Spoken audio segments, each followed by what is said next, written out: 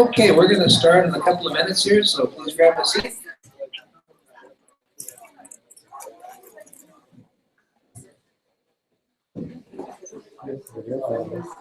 So that I'll play a phone.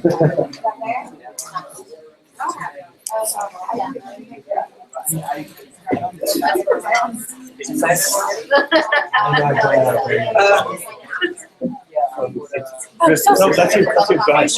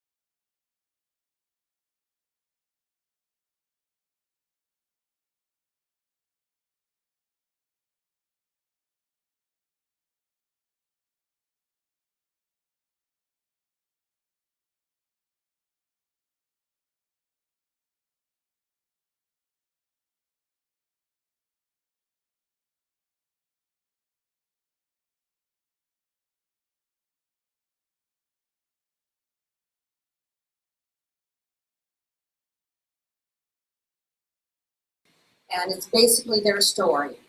And then the story didn't really end with the story, so then I'll show you the others.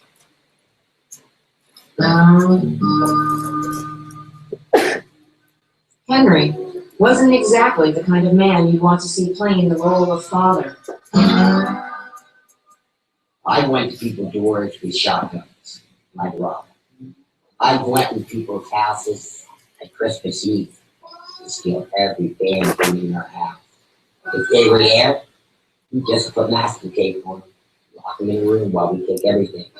There's a lot of things that I've done that it definitely would have to stay between me and God. Michelle was physically and sexually abused starting at 9 years old.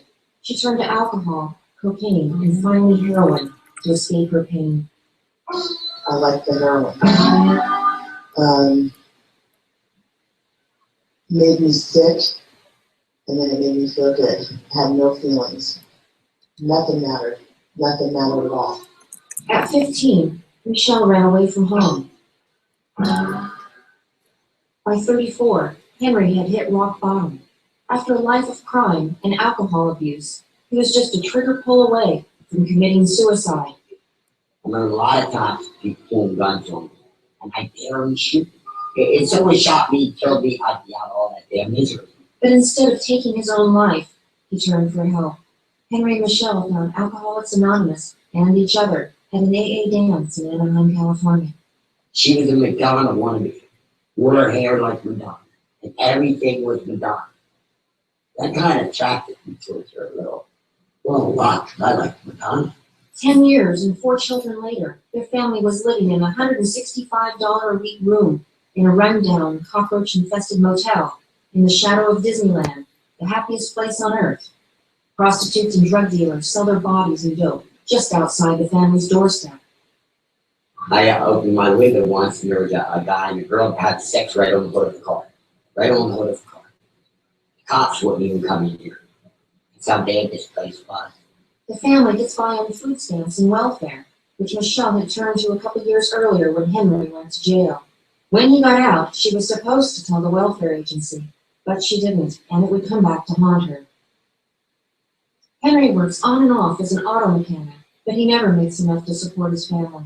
They depend on the welfare check to provide food and a roof over their That was heads. the first picture. He doesn't believe in conducting business. He believes in making friends, and you can't run a business that way. To help the family scrape by, even the kids need to pitch in, spending an afternoon crushing beer cans to redeem for a few cents a pound at the recycling center. Despite the environment, or maybe because of it, Michelle focuses on the kids. She's PTA vice president and volunteers every day at school. She describes a typical day. Her kids, she says, are her life.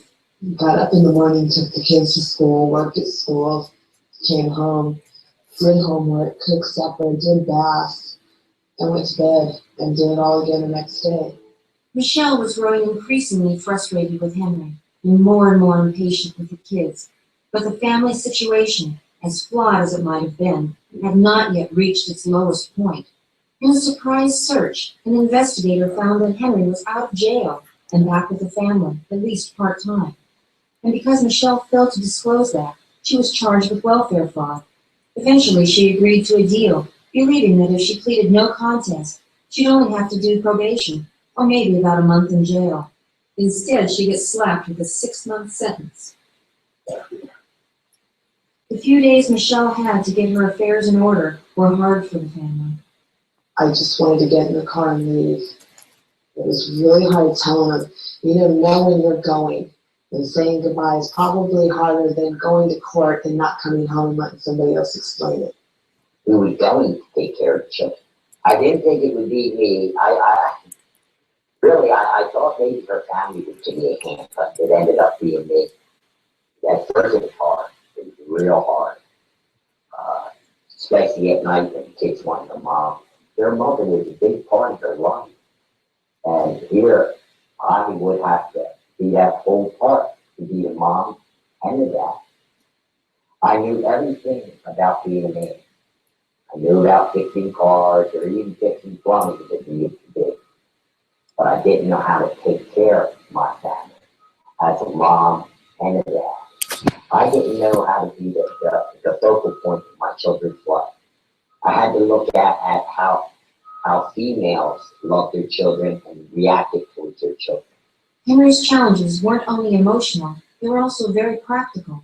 For the first time, the children looked up to him for their day-to-day needs. Feeding them, getting the homework done, getting them to school, getting them in bed, getting the laundry done.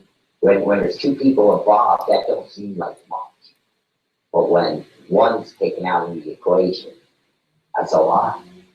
When Michelle finally came home, things weren't the same.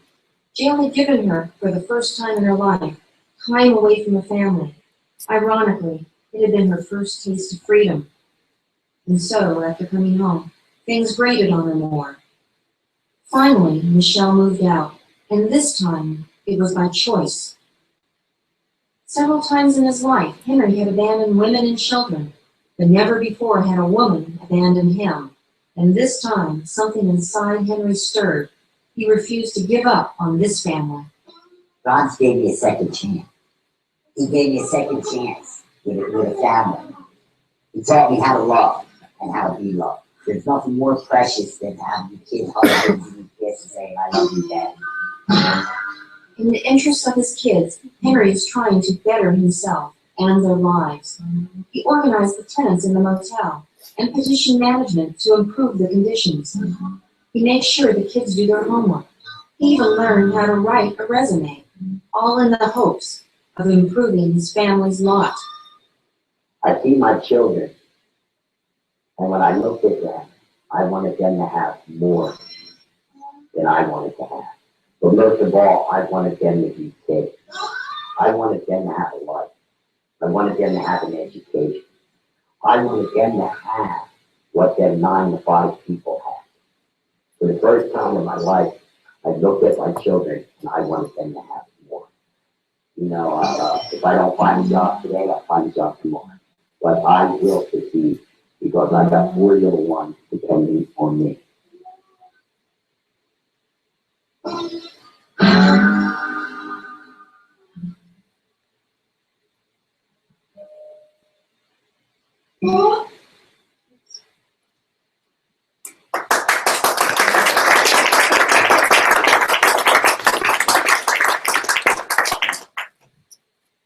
Okay, so that was a couple of years of spending time with him. And then when it won the Canon Crystal Eagle Award, and then it was on msnbc.com. As you mentioned, it was, I think, the first interactive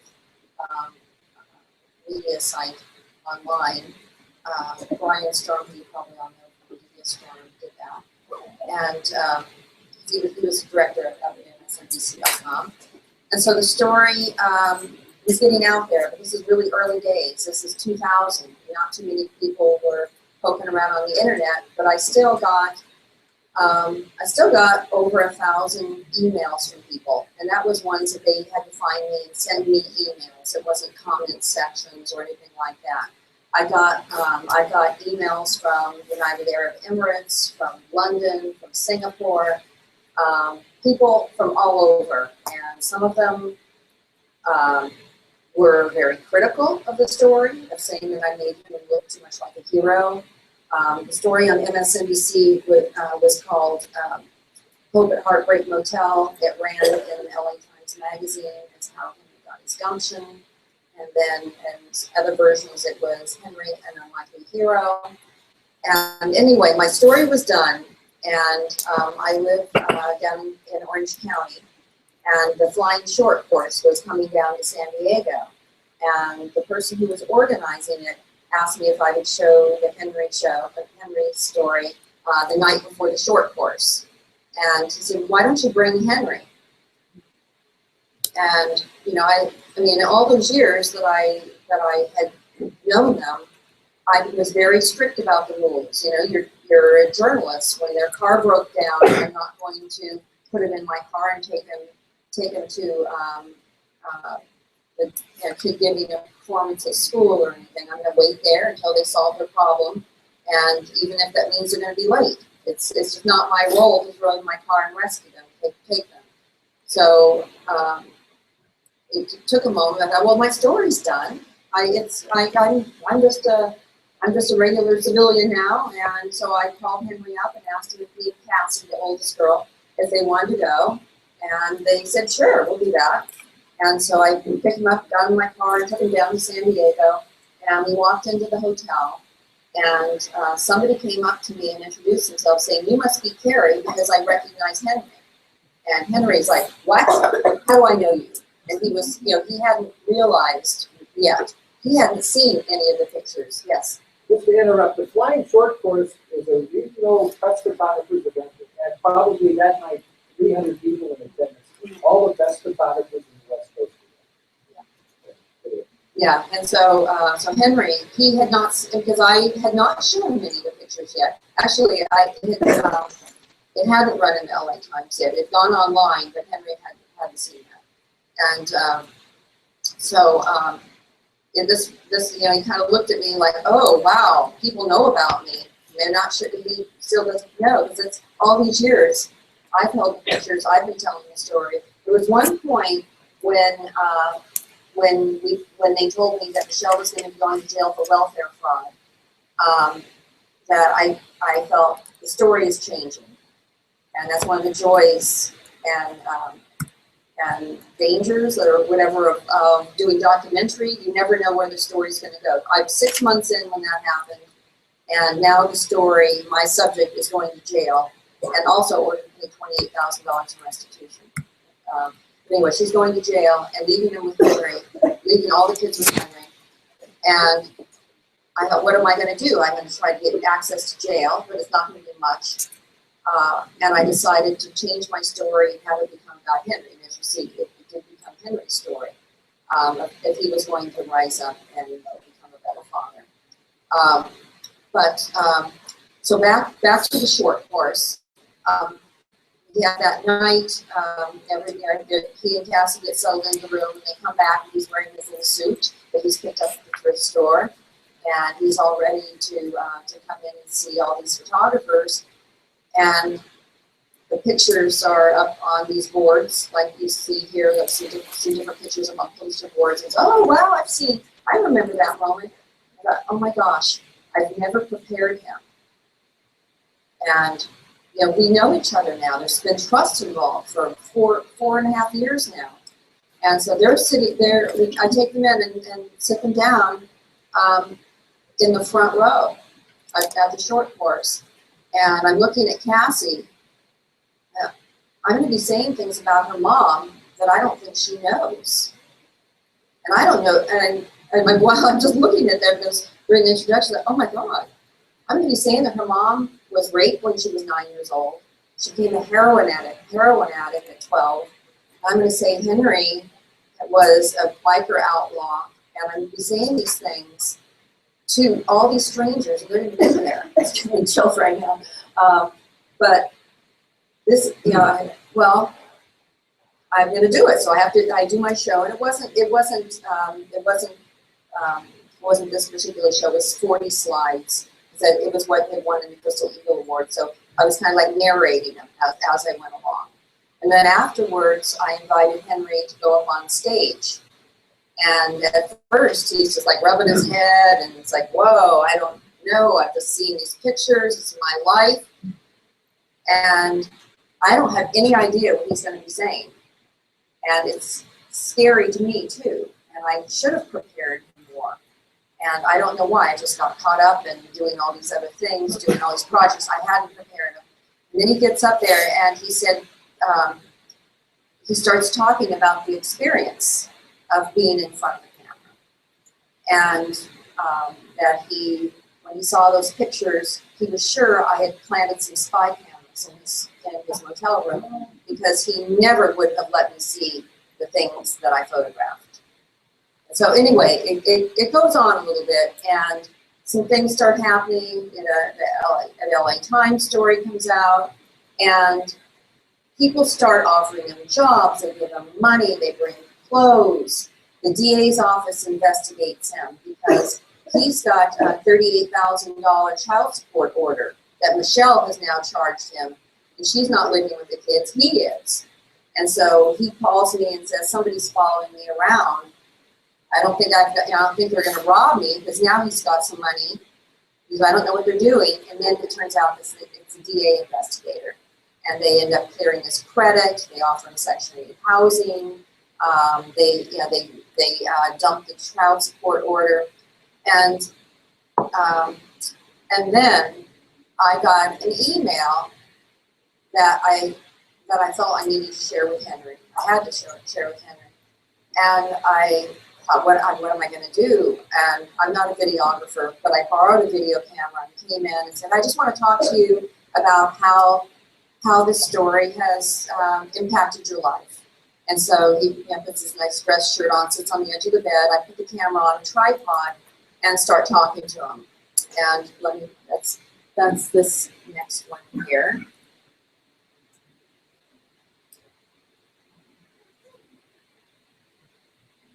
Oh, that's right. Living in a motel, you don't know who and why somebody wants to. Sorry for the poor quality on this. Children. And you explained that you think I think you want to do another story on another family or something. You have people upstairs who take pictures of their kids. You're going to see some repetition of images. Yes, Sorry. see it. It's the way you came in there. You blended in. You became part of than a separate identity. We used to get a lot of people in there that the first thing they would do is they would pity the children and the people that were in there, and you could tell that they tried to place themselves above instead of down there with us. You blended right in. You became part of us. The kids, Jamie thought it was a great idea. Chad, he's very, he loves the camera. Now he tries to act like he don't, but he does. He loves the camera. And they're all hams, all four of them. You pull up, and really none of us were really, except for maybe kids might have, really noticed. Though we seen you, we paid no attention to you. We didn't notice you. We ignored you. I would know you were around, but I wouldn't know where you were at. And I'd walk in the door, and out the corner of my eye, I'd see a figure sitting in the corner. And I look, and it'd be you. And first thing running through my mind was, this girl's crazy. You know? And you'd be sitting there, and that's it. The kids would come in, we'd eat. It was as though you were our coffee table in the corner. You became a picture that we were used to. And a lot of times you weren't even taking pictures. That the Hay Penny wasn't the very safest place for her to walk in at that time. She did. There was drug dealers, there was prostitution, anything that you could think of illegally was going on.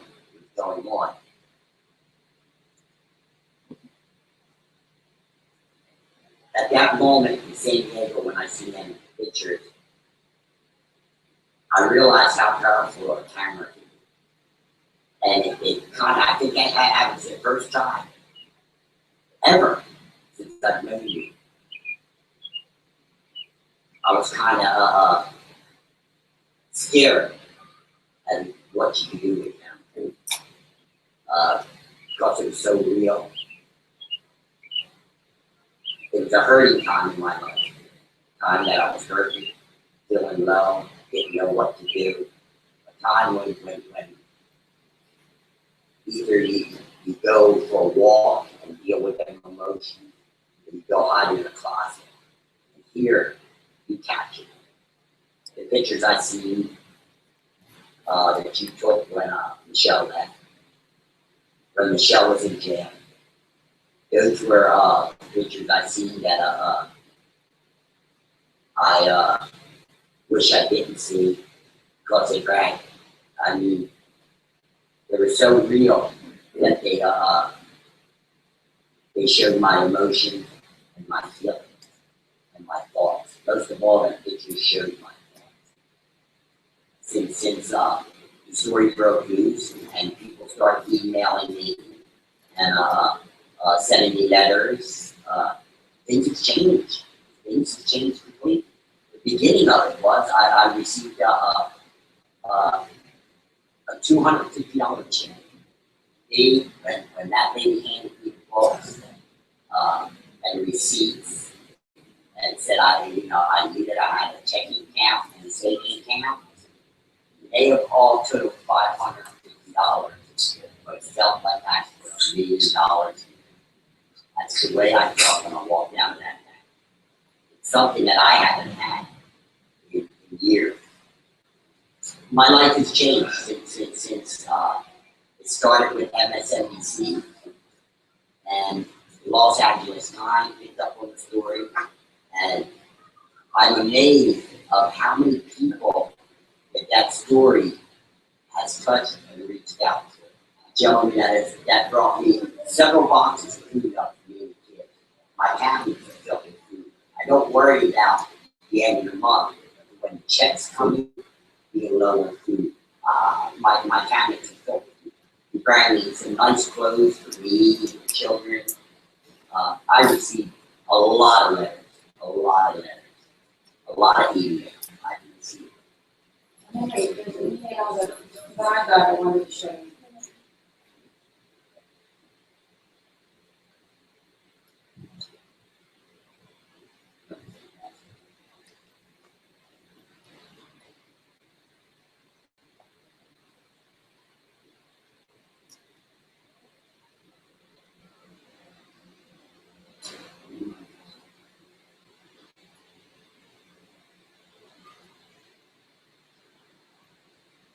That's more food than that.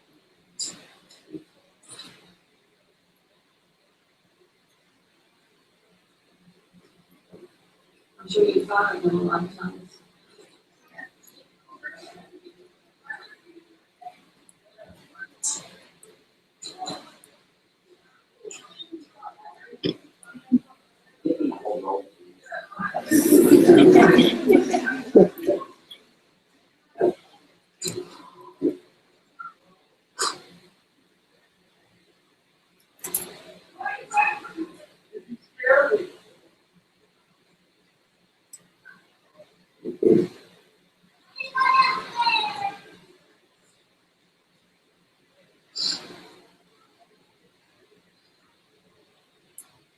Things you do wrong in life, you got a way of getting it.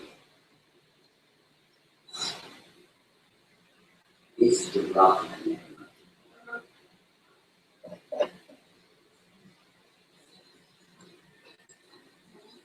Here's the pictures.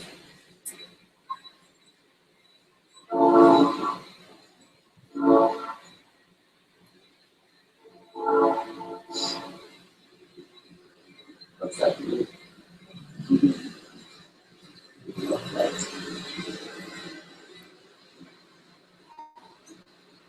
I haven't seen it. And I don't think I saw it. It's Joe.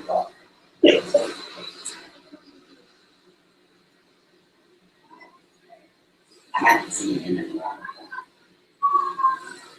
I thought I never would. Or you.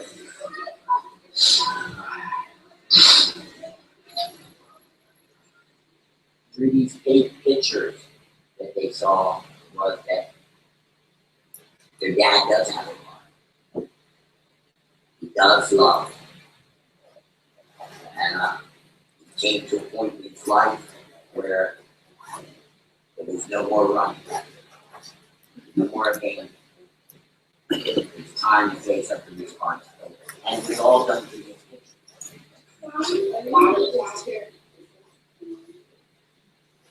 No, I'm holding your shoes. You were there somewhere. Those are my shoes. That was, I think that was when Cody was filming the video. And I like this picture.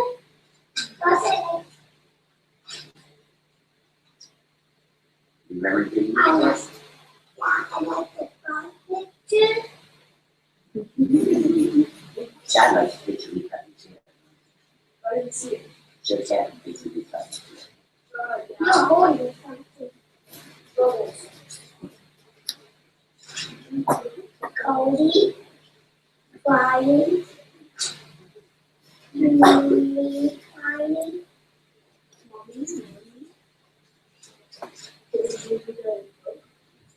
yeah, and that's all.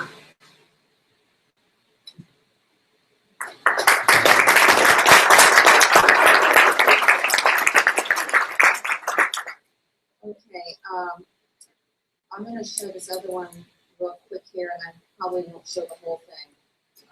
But this is, I took, through the Dart Center of Trauma Journalism, I was sent to the Harvard Program in Refugee Trauma, and the 9th course, it was one of the master's certificate programs, and part of the course was for everyone to talk about their healing environment, where you go.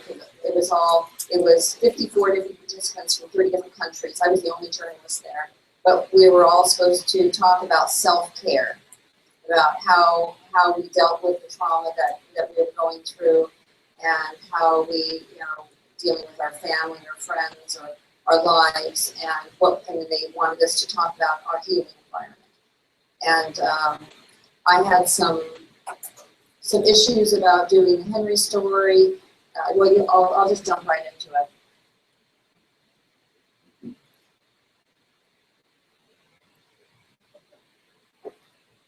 Working as a photojournalist, you need to maintain a professional distance. I'm wearing That a bulletproof vest. This is the day we did I would the often raids. capture the highs and lows of people's lives and never got to see the aftermath. But that would change.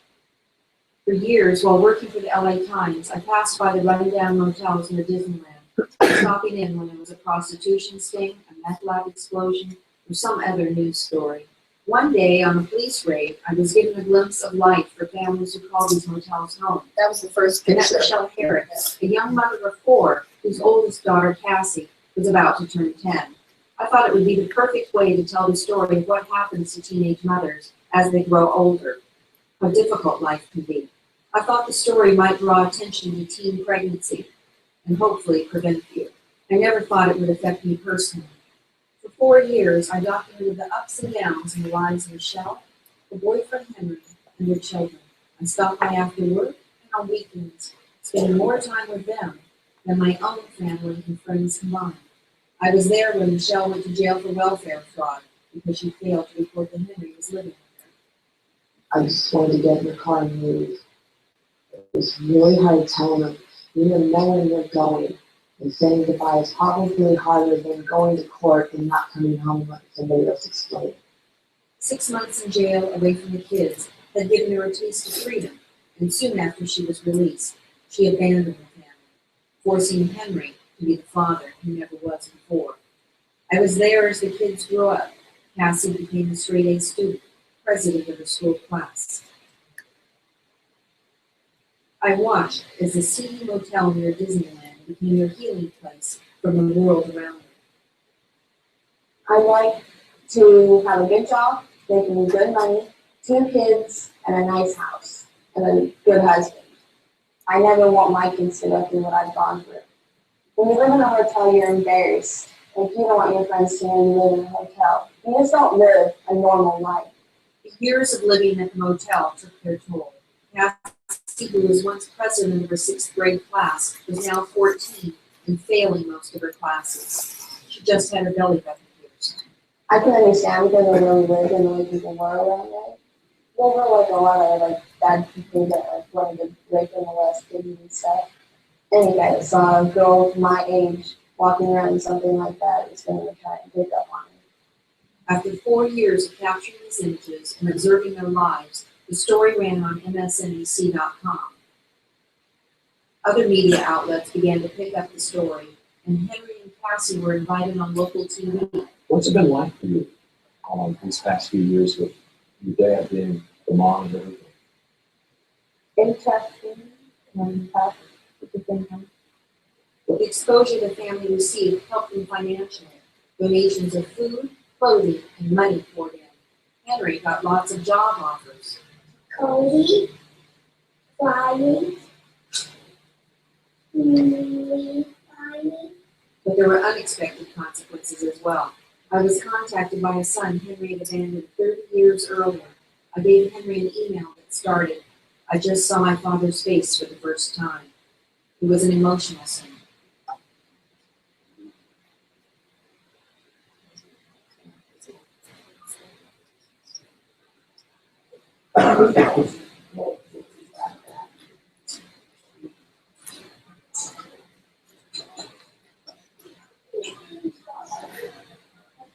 Taking a whole roll.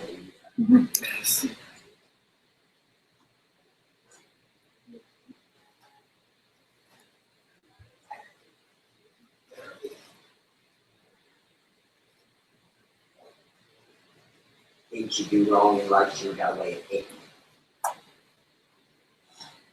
Cassie became a teenager and was embarrassed by all the attention. Coming in?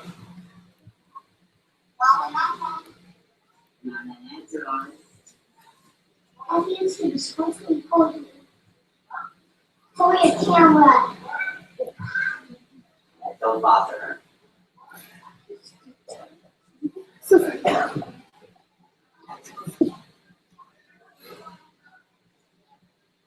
A short time later, I got a call from Henry saying the family was moving to another motel and he would call when they got settled. I never heard back and lost contact with the family. I was hurt. After being a fixture in their lives for years, I was no longer included, and I worried about them. Years passed.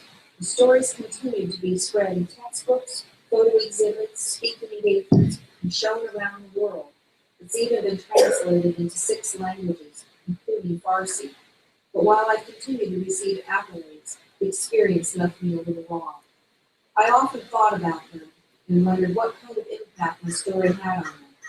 Cassie had been so embarrassed to be known as a motel kid, and now all the world knew.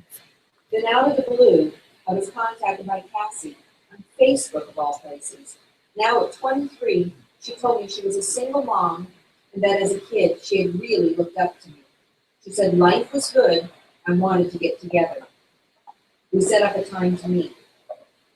I arrived early at the restaurant, eager to see her again, and waited. Anyway, I got stood up. So we can go into that. And after about an hour, I thought, oh, this whole project was supposed to be my healing thing, was seeing her again, seeing she was okay, seeing that she forgave me for letting everyone know she was a motel mom, and that was going to be my healing. That was my whole premise of my story. And then she stood me up. And so I thought, oh my God. And so I just, it's like, okay, I put my little camera and I just started, very, very corny. Anyway, part of the reason why I'm here is to talk about how first off, you don't want to do harm to your subjects, and you need to protect yourself. And so I've got a dark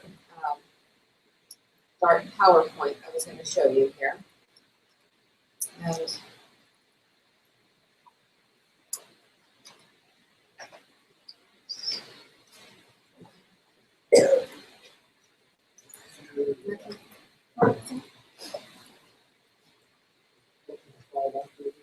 oh, I'm sorry. There it is.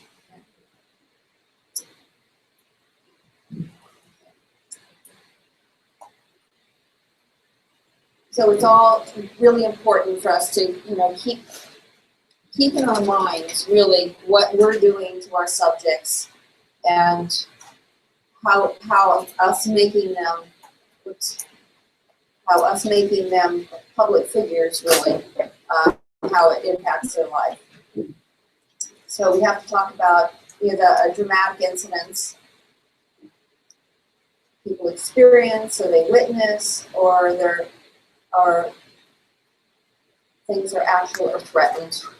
Anyway, all of you are going to be covering all sorts of different types of events. So what are the consequences? When you come up to a scene, the people are being thrust into the spotlight unwillingly. It's just something that happens. They're in a car accident, or in a fire, or they're in a war zone. It's something that all the media comes and for the people, they've been kind of lost in it. This is their personal story, and yet now it's become everybody's story. And so there's a sense of them being confused, losing control. They don't really know what's happening, and so there's going to be, so everyone's going to react differently. Some are going to have immediate reactions, and some of them are going to have delayed reactions. And when you come up to, say, you see a scene where somebody's house is burned down, and you find out who the person is, you have to really pay attention to how you're going to approach that person.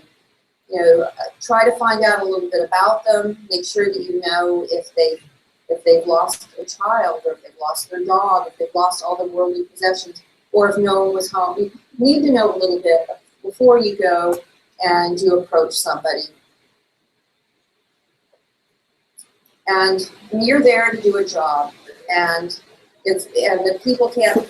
You might want to take it personally. I've been called a vulture, you know, in a car accident. It's my job, you know, and I have to do this. And you're doing it for, you know, for the history documentation of it, for the community awareness. Hopefully something good comes out of it. There's lots of reasons that you're doing the story.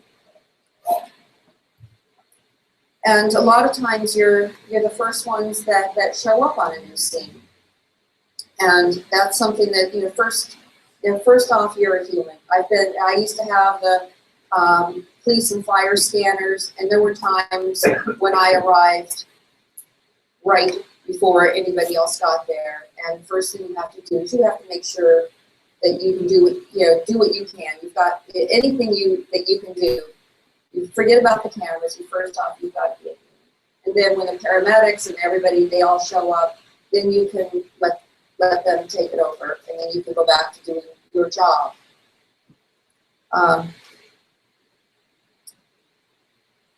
So when you're coming up to the scenes here, sometimes there are going to be times when you're actually breaking the news to someone. I've been, I know we've knocked on the doors, and we're the first person to tell them that someone has died. That is the absolute worst thing I've ever had to do. I've had some pretty bad assignments I've had to do. And one thing that you want to really make sure is that that you never misrepresent yourself. Have your ID. Tell them about who who you work for, what you're doing.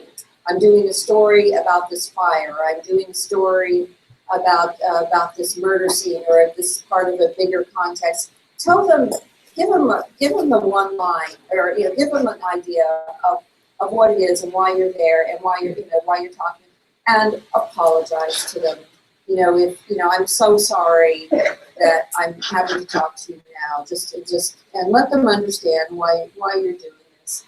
And this is I was talking to I was last a photo editor at the Orange County Register, and one of our photographers came in, and he knew I had this training with the Dart Center, and he said, I just need to talk to someone. I've just seen my first body, and it was one of my neighbors. He was driving, and he heard the call, and it turns out that these kids, it was a double fatal, and he didn't know how to respond.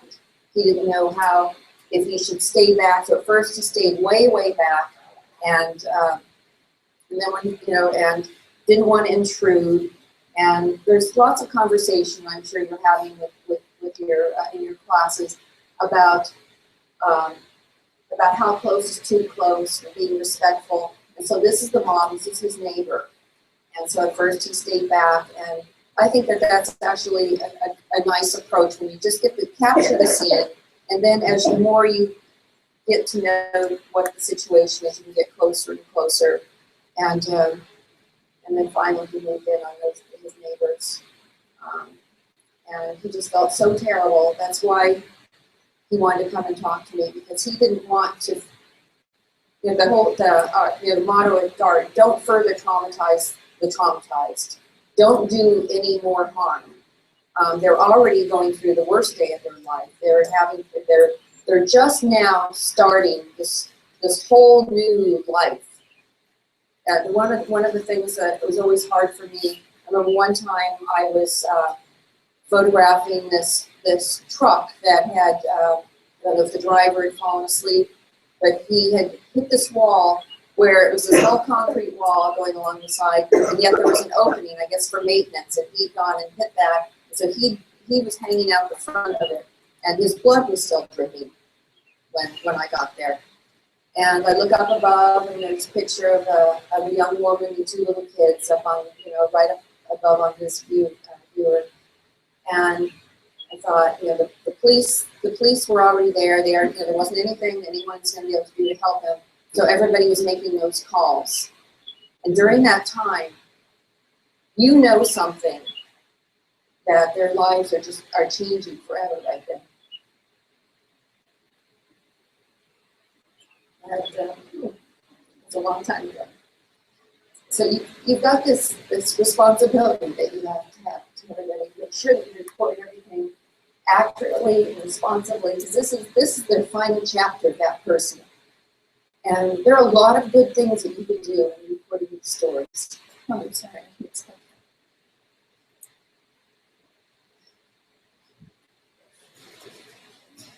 To tell their stories really helps them in a lot of ways. And this is their last chance that they get to talk about their loved one and share with people who didn't know. And so when you're talking to them, listen to them. Let them open up the drawers in their desk or find a photo album. Sit there quietly and listen to them while they tell you the stories. I'm sorry.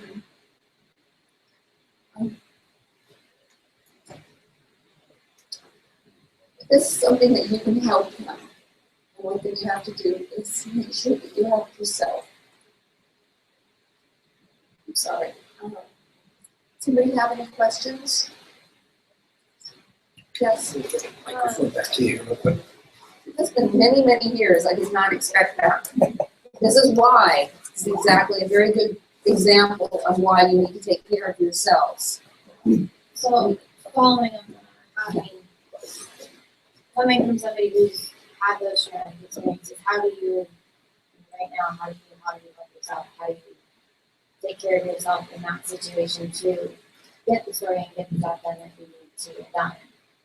Well, I think that when you're there, you're focused on what you're doing. You're focusing on composition, lighting, capturing the moment, doing all the reporting, making sure you're accurate. You've got, you're sitting there and you've got that camera, you've got that notebook. It's kind of a barrier. And so you're able to be thinking more clearly. I think that you're talking to the person and you're like, tell me about your son. And they're pulling out all these things, they're telling you all these stories, and you're having this feeling where, oh, I wish I would have met him. He sounds like such a wonderful person. The world has lost a great person, and I'm so sad I didn't get to know him. And that's one of the things that you can really do to help that person. And as for helping with me, I think for photographers, I think it's very difficult sometimes. Those images are burned on your brain because you're working with that same picture. You're looking at it, you're coming back, you're editing it, and you've got the still frame there, and you're just looking, does this one look sadder? Does this one look sadder? What's that interaction? Oh, that's a tighter grip in that comforting picture. Or you're just looking at all these things, and you're really looking at them kind of mechanically, where you're trying to find that best picture. And we all are visual storytellers, so we know what the elements are that we're looking for. And so you're very much involved with of having the best picture, because you're taking the responsibility on your shoulders to tell that person's story to the rest of the world. That's a very heavy responsibility. And you're also taking on all the readers of the world that you want them to best understand the story that you've seen, and you want them to feel what you felt about this person who's lost. So it's a lot. It's a lot of pressure. And I think that, and then you've also got your photo contests that you're doing. You're looking at the pictures again. You're talking about, you're learning from it. And as for helping yourself, it's a tough one. When I worked in Orange County for a long time, driving around those same streets. And I'll tell you, the city gets haunted. You go down a street, and every time I go Laguna Canyon Road, I know right where I saw my first body. For a long time, I could still see the groove in the road where the truck had been sideways and had gone and crashed head on into the little VW. And I would always watch for it as I was coming, not intentionally, but I would see that.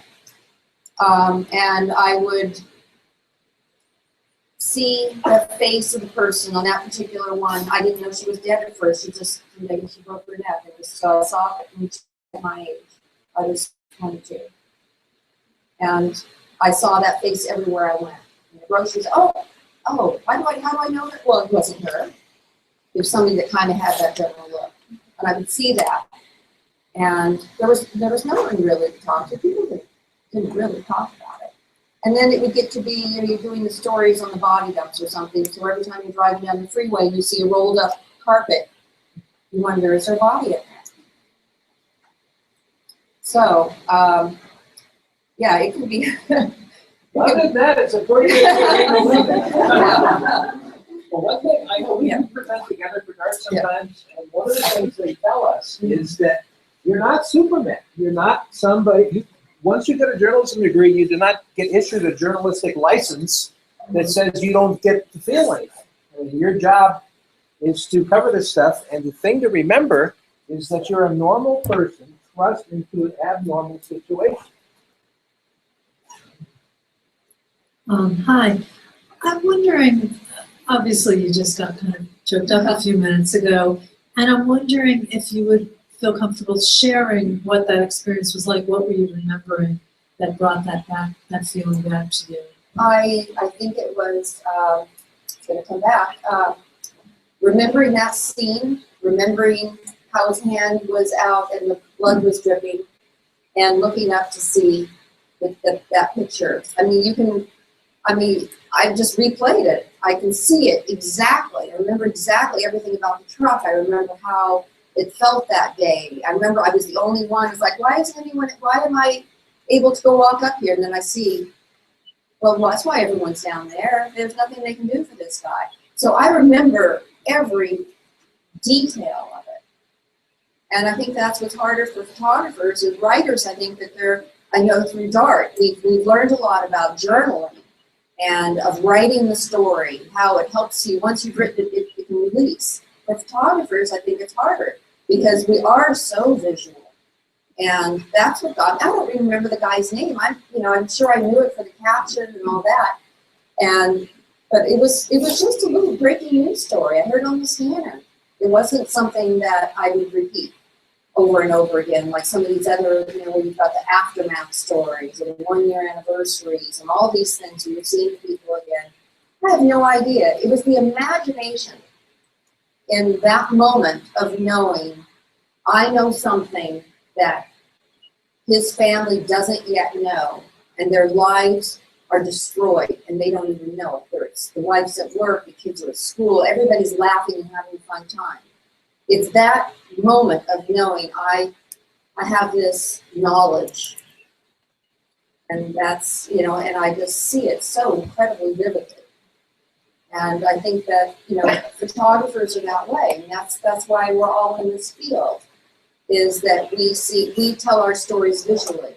I hope that answers the question. Another thing you brought up kind of tangentially was the idea of an editor. As an A1 picture editor, you see hundreds, if not thousands, of pictures a year that show death and destruction on a day-by-day basis, right? A friend of mine who wrote obituaries for the San Jose Mercury News for many years said writing obituaries got to him after a while. I mean, there's a cumulative nature to this kind of stuff as well. I mean, what Kari was just talking about was the sort of an incident-based thing, you know, a one-day kind of a lightning strike thing that just gets you the wrong way and says, oh my God, I had no idea I could feel this about this person. My own experience in Iraq was that I stayed on a base most of the time. One night a rocket-propelled grenade came over the edge and just killed one of my guys. Just one shot in a million, won the lottery that night. From that point on, I didn't sleep the same. And when I got home, I didn't sleep the same. And for months, I drove my car at night, just like we did when we were on patrols in Iraq. And it took talking to other journalists who had the same experience to help me work my way through that. It can take you to some dark places. Well, this is a really important point about talking to other journalists. I don't know if it's still this way, but for me, maybe when I first started, I was the only woman in my office, the only woman photojournalist. And I might have felt that I don't want to appear weak. I want to do just what all the guys do. They're handling it just fine. And I didn't really feel that I wasn't handling it fine. I thought I was doing just fine. I was holding at my end. I was getting lots of front page pictures and all that. But it never really occurred to me to tell anybody. I just thought, wow, that was tough. And I'll just tough it out. It never occurred to me to tell anyone. And I don't think it occurred for anyone to ask. And I think that's one of the things that came out of the Dart Center thing. And I kind of took it as a mandate because they invested in me. They trained me to help other people. So as a photo editor, whenever I saw anything that I thought, oh, I bet that person just went through something, I'd give them a call and ask them how they were feeling, if there was anything they felt uncomfortable about, if there was any questions that they had about if they could have done something better. Because you sometimes start feeling guilty, like those pictures I showed you from that car accident. He knew it was his job to be shooting those pictures, but it was also human. These are his neighbors experiencing this. But what's the line? I mean, every single situation is different. So there's not this hard and fast, other than what is hard and fast is that you must treat them with respect. You must always be accurate as you possibly can. You have to be truthful. And you really, really need to know that it is a lot of burden, but you need to just take it on because it's an extremely rewarding career. I don't want any of you to get the idea that I would have any regrets about that. It is extremely wonderful. You find out the top and bottom, everything. You meet people from all walks of life. And it really is important that you do this work and that you take care of yourself. And in this age of everything being online, you saw me talking about this with Henry. If you Google any of those kids' names, if somebody wants to check them out for a job interview or school or just to date or anything, first thing that's going to come up is the Henry story. Even though they were just little children, they didn't have anything to do. They made this agreement in a family meeting that it was okay for this journalist to hang out. I'm sure they thought it would just be for a few hours. They didn't think it would be 4 years. But we all have to be respectful and pay attention. If we see somebody, if we encounter someone and you're seeing that they're telling you something that could have ramifications for their lives or their safety, you need to let them know. You need to say, are you sure you want to go forward with this? Because they're having this sense of being out of control. They don't know. They've never been here before. You're there, a couple times a day out shooting things and leaving and shooting accidents or fires or having all these encounters. This is their first time, more than likely. And they don't know what to do. Sometimes I told Kim this story where there was a Korean owner of this 7-Eleven who'd been killed like at 2 in the morning. And I got sent out to take pictures of his family. And part of that is to get a picture of the person. And so I parked and I go, oh gosh, I've got to do this. I really don't like doing this. It's only been a few hours. And so I go and knock on the door. And so I decide, well, I'm going to start with asking for a picture to identify myself. Of course, I'm from LA Times. You're doing a story about, I'm so sorry that this happened. And I do you have a picture that we could publish? And I could hear, so I'm standing there. I don't have my cameras. I've left them. Well, I do. Actually, I have one camera, so I'm taking pictures. But I didn't leave. I left my bag in the car. So I'm seeing through the crack of the door that they've blackened out all the windows, and they're just wailing. They're just on the couch.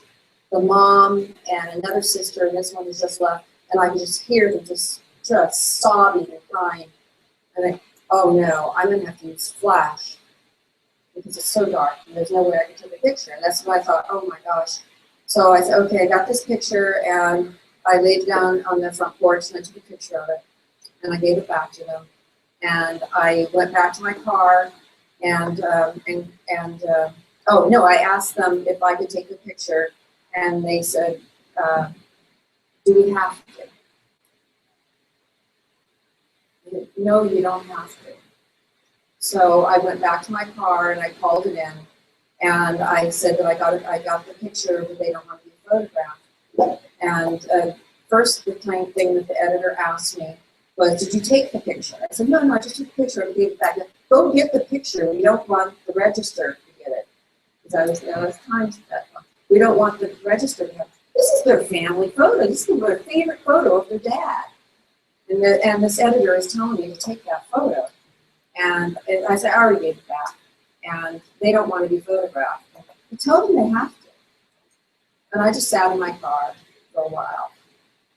And then 10 minutes later, I called back. And I said, they really don't want to. I didn't go back. They asked me if I have to. No, they don't have to.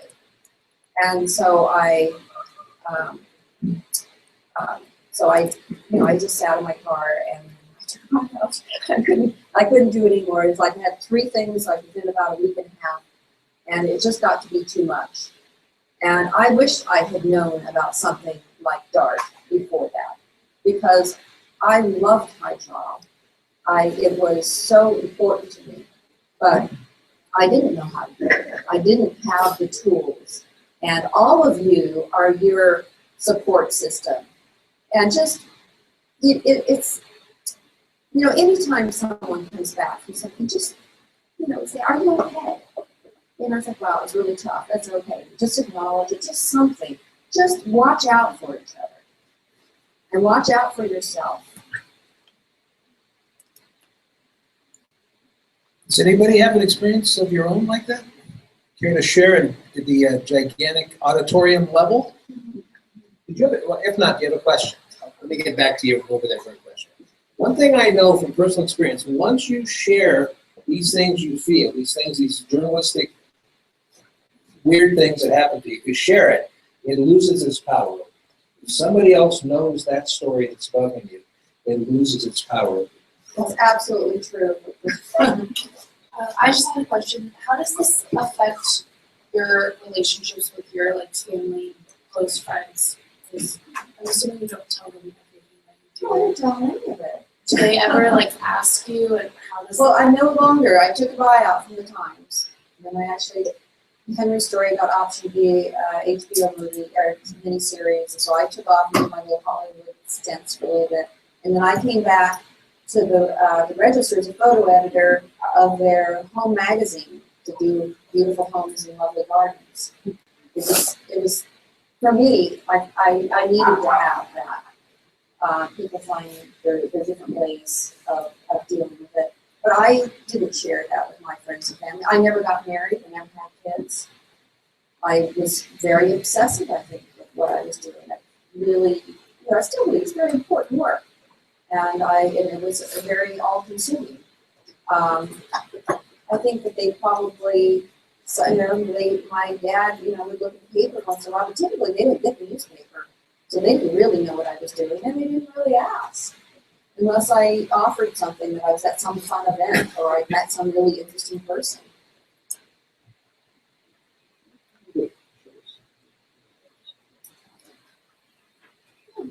Yeah, any more questions? It turns out we've got a little more time than I thought we had, and I want to make sure that oh, there's a question back there.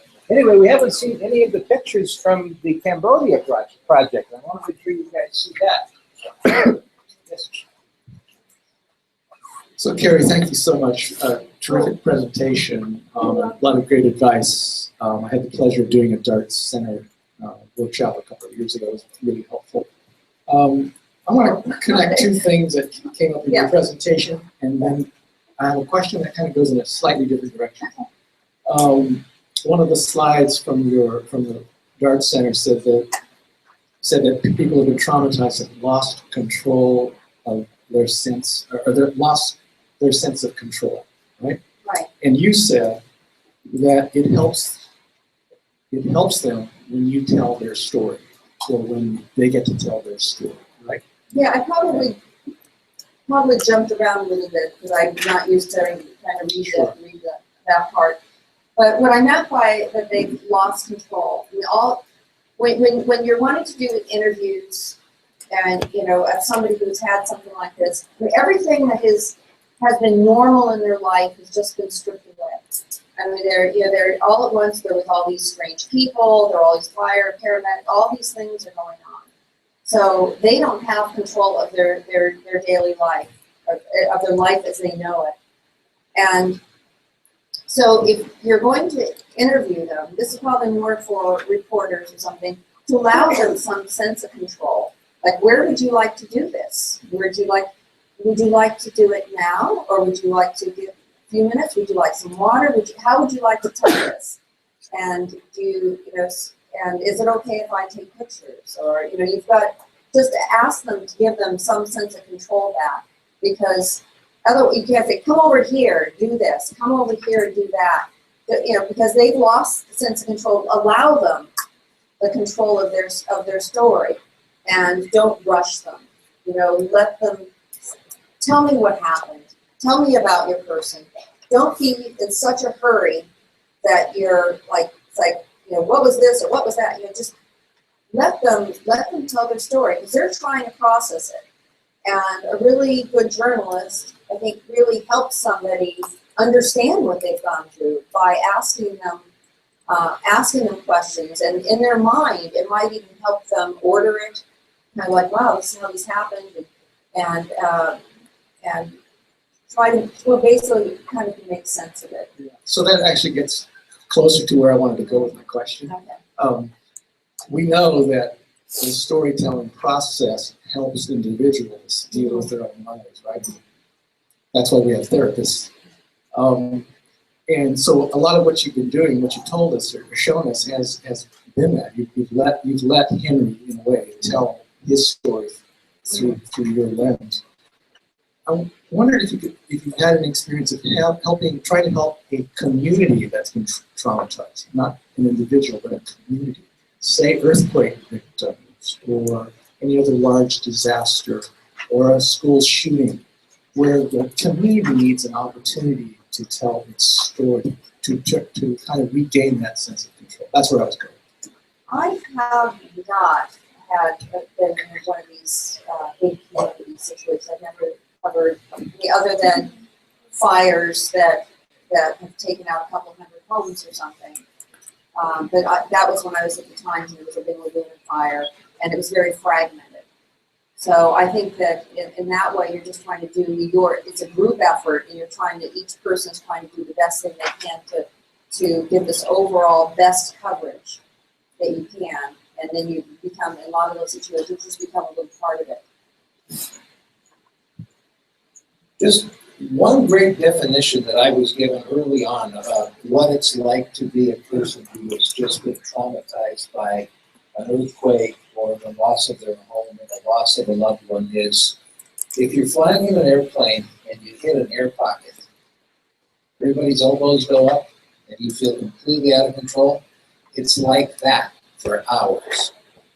Right? That's what it's like. And to respect that and to give the person the space to start to use their stories to reintegrate what they've lost is a really valuable skill to have as a journalist with the proper training. Yeah, with this, when that story had changed, because I'm not repeating this, but when that story changed and the stories about Henry, I said, I just want you to know that this may not necessarily be a positive story. Because it was going to be, PTA vice president, teen mom makes good, all this, and things change. So I said, Henry, this may not necessarily be a positive story. And Henry said, I know, but it will be a true story, and I believe it's an important story. People need to know how tough life can be. So he was actually able to see the big picture. And I think that a lot of times your subjects get that too. And as you see a lot of times when there's been some sort of a trauma, the parents will go on and create a foundation or some sort of awareness thing. And their story becomes bigger. And I think that helps them process what happened, and that it wasn't just some random thing that happened and nothing good will come of it. That people want to feel that something good comes of something bad that they've gone through. And I think that a lot of your subjects will feel that, and that's why they want to talk to you sometimes. I just wanted to know, do you think your presence motivated him to kind of like look further into his life and trying to improve it or make it better? I think that any time that you're there as a reporter or a photographer and someone knows that you're going to be telling a story about their life, there's going to be self-reflection. They're going to think, what are they going to see? What are they going to see about my life? But that's where, when you're doing the documentary work, if they're putting up some facade, people get bored really quickly, usually in about 10 minutes, 15 minutes, and then their life gets on to what their real life is. And a lot of times there's so much chaos going on. The last thing anybody wants to do is think about you. So that's where, if you have the opportunity to spend a lot of time, I feel that they're giving the true story. I mean, maybe I'm not going to see some of the worst stuff, but then you can't ever know when things are going to happen. You can just be there and try to record what you see. And if your antenna goes up and you feel like somebody's not being fair, or they're skewing it some way, you certainly have the responsibility to not tell that story. You can't, if you have any idea that it's not being truthful. So. I have to say, I thought we were going to have time to see a little bit from beyond the killing fields, but you guys asked so many great questions. I think we spent our time pretty wisely here. Let's thank Kim.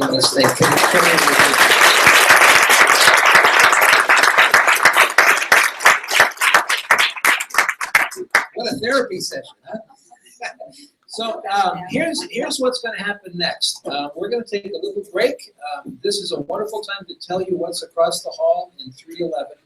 There's a photo exhibit. Kari's photos and my photos happen to be part of it. It's called Trauma in 3 Acts. The guy who founded the Dart Society, a guy named Frank Ochberg, not there anymore. Frank Ochberg came up with this idea of the 3 stages of trauma reporting. The first one is Act 1, which is breaking news, just front page. And then stage 2, or Act 2, is coping, how people are processing what's happened to them. And these are where you see the long-term picture stories and a lot of this stuff. And then Act 3 is this really bizarre world that's kind of cropped up since people have been playing dirty tricks lately. A lot of, some of the terrorism, what's happened in Africa in the 90s. The idea of there's no logical reason for this, and there's no logical way to process it. This is chaos. What do we do with this? So if you go, you'll see Act 1, Act 2, and Act 3. And Act 3 deals with how people are processing the unimaginable. So have a look. Our next session and our keynote, you want to talk about our keynote real quick? Our keynote is at 4 o'clock, so be sure to come back for that. Yeah, so at 4 o'clock, we're going to hear from Sangli Agnew, who is a classmate of mine at UC Berkeley, and she's now at Al Jazeera English. And she is going to screen in full, get a little time to see a full length, I think it's about a half-hour film that she just finished about people who were interrogated who were tortured by the CIA. She just got that. She traveled to Pakistan and Afghanistan and some other places that I'm not remembering right now. But she has also reported about the drug war in Mexico and the war in Sudan. And so she's going to be showing excerpts from that and talking about the process of reporting that, pre-production, production, post-production, and I think also discussing some of the human side of how you deal with this type of storytelling. Okay, so we'll see you at 4 o'clock. Take a look if you got time. Step across the hall and take a look.